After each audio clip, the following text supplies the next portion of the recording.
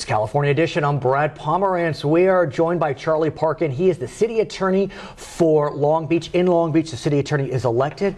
And sir, let's talk about your election. Wow, you took 62% of the vote in the general election, which is fine, except you are running against a fairly well-liked sitting member of the city council. That's a big victory. It was a very big victory. It's a big victory. Brad. What'd you do right, buddy? Well, what'd you do first, right? Thank you for inviting me course. back. I appreciate it. I think we did a good job in our campaign in the general election of talking about the experience necessary to be the city attorney of Long Beach. You had been the deputy city attorney. Is that the right title? Assistant. Assistant, yes. Which is the number two person, yes. And your predecessor stepped down, so you had been in the seat as an appointed. Yes, for about a year I've been the city attorney as the appointed. And so I was able to, I've been in the office since 1995, so that was, I think, one of the key things.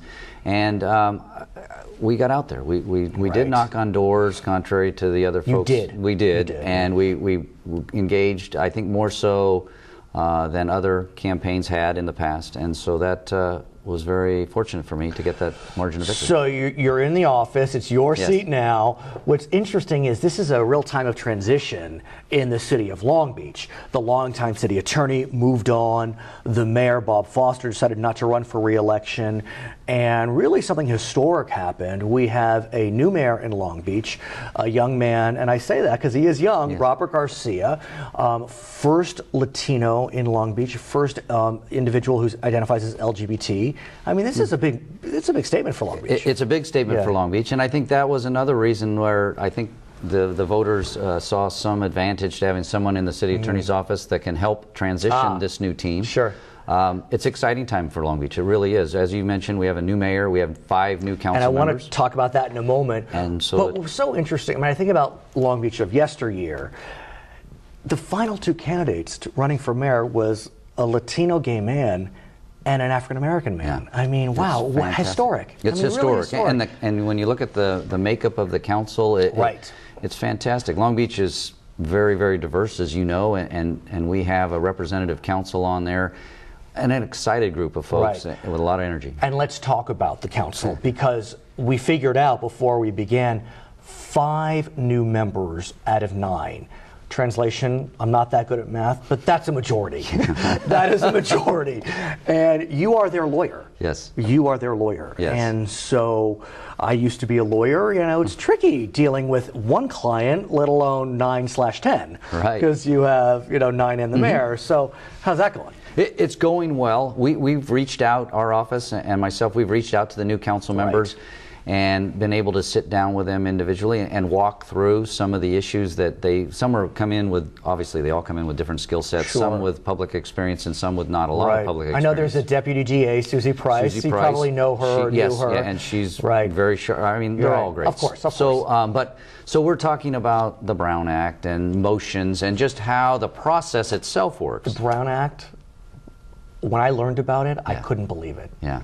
The Brown Act essentially says a member of an elected board cannot speak with a majority of that board about an issue of public concern. Correct. So that means in Long Beach, you have a council of 9, so it's a little easier, but I guess one member could talk to 2 other members. 3 other maybe members. 3 you can other get to members. 4. You can't get past that magic majority, and it's not in place for efficiency. It's in place for public transparency, and the folks coming from the private sector. Exactly. Negotiation. I mean, how do you negotiate if you can't talk about it? Well, that's got to be done in the council chambers, and I think that's leading us to where we are with the new council. I think the last couple of council meetings have gone to almost midnight.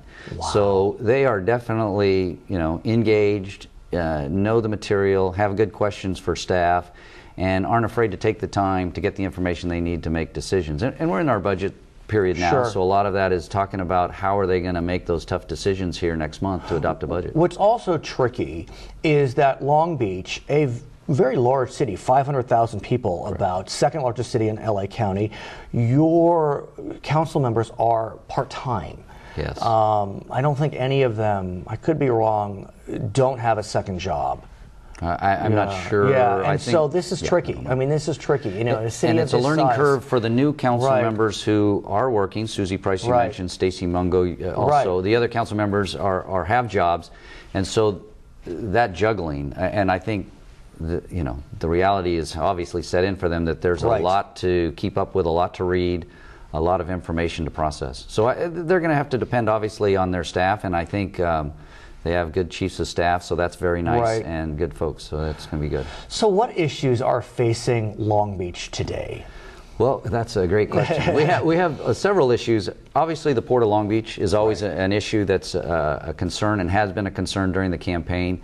I think great things are happening at the Port of Long Beach. Our office is happy to play a small part in the construction work, the $4.5 billion that's going on, where the Gerald Desmond Bridge, the Middle Harbor, big projects down there. This is huge, by the way. I mean, for those that may not be familiar with the importance of the Long Beach port, it's twin the Los Angeles port. Huge economic driver.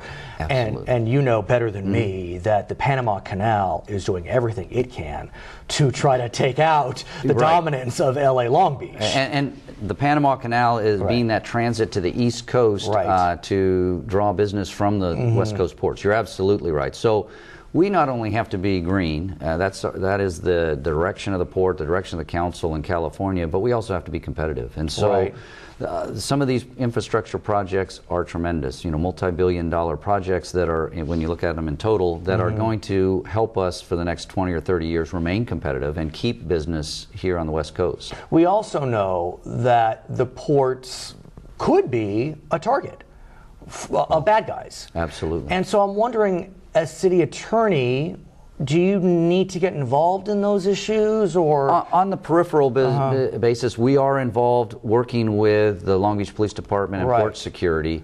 They do a tremendous job, both PD and the Harbor Department, on securing grants, Homeland Security grants, updating the security, working as a team to keep the port safe. And you're absolutely right. It is a critical infrastructure for not only the Long Beach and the region, but the state and the United States. So it's a constant struggle because you always seem like you're one step behind from the people that maybe the computer hackers or whoever. So yeah, that's an important role. I would be remiss if I didn't ask you about prison realignment. I know that you're not the city prosecutor. Sure. It's interesting, in Long Beach there is a divided chief counsel, I guess is what it is. Under our charter, we have it set up separate so that the prosecution of adult misdemeanors is handled by a separately elected person, and that's the city prosecutor. Doug Halbert. But are you involved at all in criminal matters? I mean, couldn't some criminal matters fall under? You're absolutely right. There is an overlap, and one of the things I think I'm happy to say is Doug and I are working closely together to coordinate our services. Alignment is one of the issues. And that's what I'm wondering is how is a city the size of Long Beach dealing with the prison realignment issue, whereby lower level offenders are serving their time in county jails because LA County jails are so impacted. We're seeing some folks, I hate to use the term being released early, but I guess that's what I'll say. I think that's the kind of the because it's a little, it's more textured, detailed than that. It is a problem for Long Beach. It's a problem for the cities all in the South Bay region, and so Long Beach homes or houses, its share of those folks who are out when normally they wouldn't have been out based upon the financial circumstances.